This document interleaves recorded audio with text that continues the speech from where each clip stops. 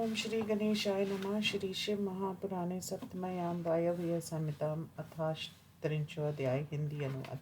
उपमन्यु ने कहा, आलस्य, घोर व्याधियां, असावधानी, स्थान का संदेह, चित्त की अस्थिरता, अश्रद्धा तथा भ्रम का दिखलाई देना, दुख, दुर्गति, विषय भोग के प्रति चंचलता, ये 10 योग मार्ग में प्रवृत्त पुरुषों के मार्ग में विघ्न आते हैं। आलस्य और शिथिलता से योगियों के देह तथा मन के दोष हैं। धातुओं की विषमता से तथा कर्मों के दोषों से व्याधियां होती हैं। योग साधना के अभाव का नाम प्रमाद है, वह सत्य है, या वह इस प्रकार के विपरीत ज्ञान का नाम संशय है। मन की अस्थिरता को ही अनवस्थिति कहते हैं। योग मार्ग में इसी भाव रहित वृत्ति को अश्रद्धा कहते हैं। विपरीत बुद्धि को भ्रांति कहते हैं। पुरुषों के ज्ञान से उत्पन्न मानसिक दुख को आध्यात्मिक दुख कहते हैं। पूर्व जन्म के किए हुए कर्मों से उत्पन्न शारीरिक दुख को आधि भौतिक कहते हैं। शस्त्र आघात, विभक्षण आदि से उत्पन्न दुख को आधि देविक दुख कहते हैं। इच्छा को पूर्ण न होने से उत्पन्न दुख को दौर्मन्यस्क कहते हैं। विविध विषयों में चपलता का नाम विभ्रम है। इन विघ्नों से शांत होने पर योग में तत्पर योगी के को जो लक्षण दिखाई देते हैं वे दिव्य सिद्धि के सूचक होते हैं। प्रतिभा, श्रवण, वार्ता, दर्शन, आस्वाद, वेदना, ये 6 लक्षण योग के अधिक होने पर सिद्धि सूचक होते हैं। सूक्ष्म विज्ञान युक्त, अतीत, सुदूर तथा जो अस्तु वस्तु अभी प्राप्त नहीं है उसको भी ठीक ठीक जान लेना, यही प्रतिभा है। बिना प्रयत्न के सभी प्रकार के शब्दों का सुनाई पड़ना, सभी प्राणियों की भाषाओं का ज्ञान वार्ता है। दिव्य वस्तुओं का बिना प्रयत्न के दर्शन होना ही दर्शन है। दिव्य रसों के आस्वाद करने की शक्ति को ही आस्वाद कहते हैं। स्पर्श ज्ञान को वेदना कहते हैं। समस्त ब्रह्मांड व्यापी दिव्य गंधों के ज्ञान को भी वेदना कहते हैं। योगी में ये योग रतन रहते हैं, ये उन्हें दूसरों को देते भी हैं। इनके मुख से स्वच्छंद मधुर वाणी निकलती है। इन्हें प्रणाम कर देवाग्नाएं दिव्य औषधियां तथा रसायन देती हैं। ये इन्हें सिद्ध हो जाती हैं। योग सिद्धि का थोड़ा सा ज्ञान हो जाने पर मनुष्य मोक्ष मार्ग में प्रवृत्त हो जाता है। जैसे मैंने इसे देखा है वैसा ही मोक्ष भी हो जाएगा। कुशलता, स्थूलता, बचपन, बुढ़ापा, जवानी, अनेक जातियों का स्वरूप तथा 4 प्रकार से देह धारण करना, पृथ्वी अंश के बिना प्रतिदिन मनमोहक गंध का संग्रह करना, ये 8 पिशाच संबंधी पार्थिव पद के गुण कहे गए हैं। जल में निवास, भूमि से निकलना, बिना कष्ट के समुद्र को पी जाने में समर्थ, वह इस भूमि में जहाँ चाहे वहाँ पानी दिखलाई दे, बिना घड़े आदि पात्र का जल संग्रह तथा धारण करना, और जो नीरस वस्तु को भी वह योगी खाना चाहता है तो वह तत्क्षण सरस हो जाती है। वह जल, तेज, वायु का रूप धारण कर सकता है। वह पार्थिव शरीर को छिद्र रहित धारण कर सकता है।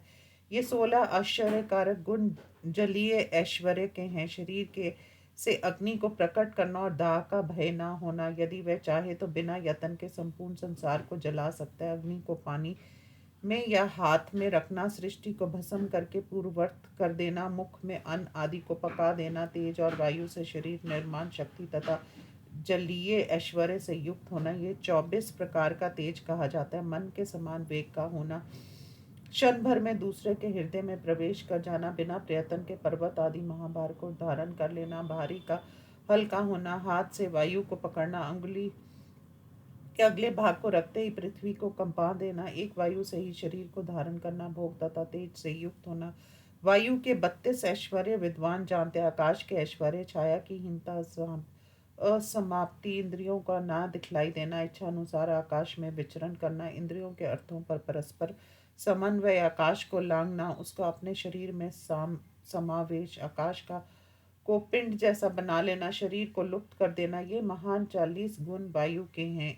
इंद्र का ऐश्वर्य ही आकाश का ऐश्वर्य, यथा काम प्राप्ति और यथा काम सिद्धि, सभी को पराजित करना, सभी गुप्त पदार्थों को देखना, कर्म के अनुसार निर्माण वश में करना, स्वरूपता एक ही स्थान पर रहकर संपूर्ण संसार का दर्शन होना, इंद्र के समान ऐश्वर्यों को प्राप्ति, ये चंद्रमा के ऐश्वर्य हैं जो मानस गुणों से भी अधिक हैं। संसार में रहने वाले सभी प्राणियों को काटना, मारना, पीटना, बांधना, छोड़ना, पकड़ना और उन पर प्रसन्न होना, मृत्यु तथा काल पर विजय पाना, ये अभिमान युक्त ऐश्वर्य प्रजापति के गुण हैं। ये चंद्रमा के भागों से 56 गुण अधिक है। इस शक्ति को प्राप्त कर लेने से योगी पुरुष संकल्प मात्र से सृष्टि पालन संहार कर सकता है। सभी प्राणियों में के मन में अपना अधिकार कर लेना और सबसे अलग रहकर वह संसार की रचना कर सकता है। भला बुरा करने में समर्थ प्रजापति ऐश्वर्य से संयुक्त 64 गुणों वाला ब्राह्मण का ऐश्वर्य कहा जाता है। इस बुद्धि में किए गए ऐश्वर्य को प्राकृतिक ऐश्वर्य कहते हैं। उसे वैष्णव तत्व कहा गया है। उसी से ये भवन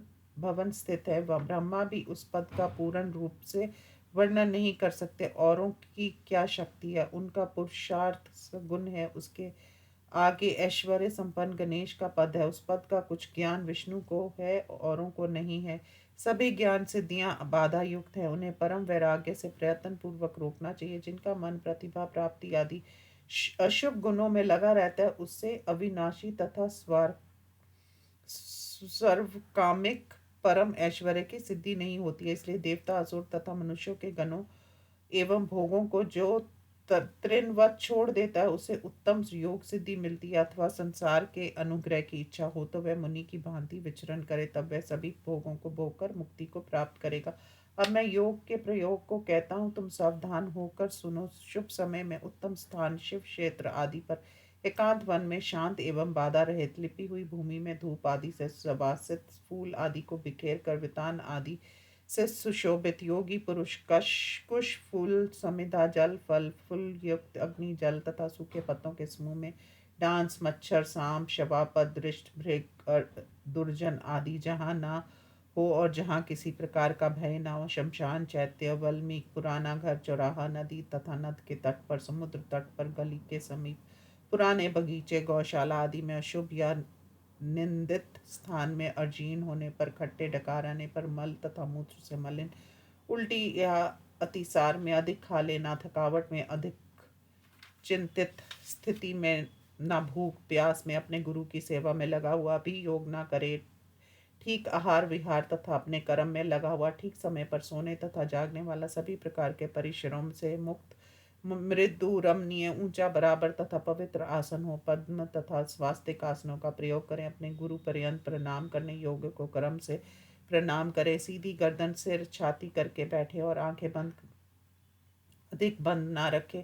सिर झुका कर रहें। दांतों से दांतों को ना कटकटाएं। दांतों के आगे जीभ को रखकर उसे स्थिर रखें। एड़ियों के अंडकोशों तथा लिंग की रक्षा करें। जांघों के ऊपर सावधानी से तिरछी भुजा को रखकर दाहिने हाथ से पिछले भाग को बाएं हाथ से ऊपर रखे। धीरे धीरे पीठ को उठाकर और आगे से छाती को तान कर दिशाओं की ओर ना देखकर अपनी नासिका के अग्रभाग को देखे। प्राण वायु के संचार को रोककर पत्थर की भांति स्थिर होकर अपने मन में पार्वती के साथ शिव का ध्यान करें और उन्हें हृदय कमल के बीच में मूलाधार में नासिका के अग्रभाग में नाभि में कंठ में अथवा तलु के छिद्र में बैठाकर ध्यान यज्ञ से पूजा करें। अथवा दोनों बाहों के बीच ललाट में मूर्धा में उनके दिव्य आसन का यथोचित कल्पना करके वहां आवरण युक्त अथवा आवरण रहित द्विदल षोडशार द्वादशार दशार षड्रस या चतुर्रस में शिव का स्मरण करें। बाहों के बीच में दो पत्र वाला कमल के समान उज्ज्वल कमल बनाए। बाहों के बीच में स्थित कमल के उत्तर तथा दक्षिण बिजली के समान वर्ण वाले पत्तों के अंत में षोडशार के पत्तों में 16 स्वरों को स्थापित करें और कमल कंद की जड़ से पूर्व आदि क्रम से क से लेकर ट तक के वनों को स्थापित करें। सूर्य वर्ण कमल के चारों ओर उन वर्णों का हृदय में ध्यान करें।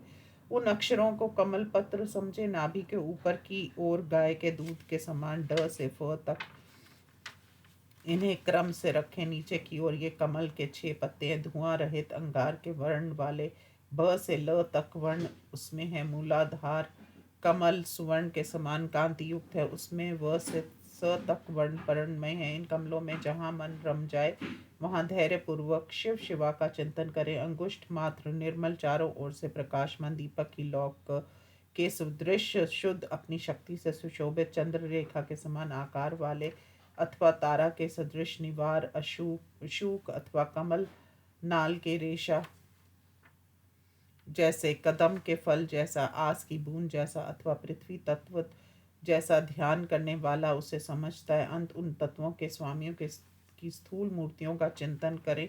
ब्रह्मा भव से लेकर सदा शिव पर्यंत शिव जी की 8 मूर्तियां। शिव जी की स्थूल मूर्तियों का निर्देश शिव पुराण में है। मुनिवरों में उन्हें घोर मिश्र तथा प्रशांत संज्ञाएं दी हैं। फल की अभिलाषा से युक्त अथवा रहित पुरुषों को इनका ध्यान करना चाहिए। ऐसा चिंतन कुशल पुरुषों ने कहा है। घोर संज्ञक मूर्तियों का चिंतन करने से पापों का नाश होता है। मिक्ष संज्ञक मूर्तियों का ध्यान करने से देर में और सौम्य प्रशांत मूर्तियों का ध्यान करने से ना शीघ्र और ना देर में। सौम्य का ध्यान करने से विशेष करके शांति, प्रज्ञा तथा मुक्ति मिलती है तथा सभी सिद्धियां इस चिंतन से प्राप्त हो जाती हैं। इसमें संदेह नहीं है। इस प्रकार श्री शिव महापुराण में योग गति में विघ्नोत्पत्ति वर्णन नामक 38वां अध्याय समाप्त। ओम नमः शिवाय।